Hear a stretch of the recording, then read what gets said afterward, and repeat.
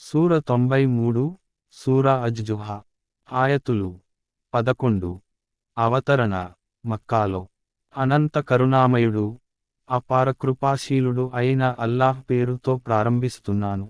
వెలుగు విరజిమ్మే పగలు సాక్షిగా, ప్రశాంతంగా ఆవరించే రాత్రి సాక్షిగా. ఓ ప్రవక్త, నీ ప్రభువు నిన్ను ఏమాత్రం విడనాడలేదు, నీ పట్ల ఆయన అసంతృప్తి చెందనూ లేదు.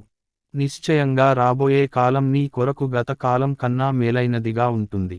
త్వరలోనే నీకు నీ ప్రభువు నీవు సంతోషపడే అంత అధికంగా ప్రసాదిస్తాడు.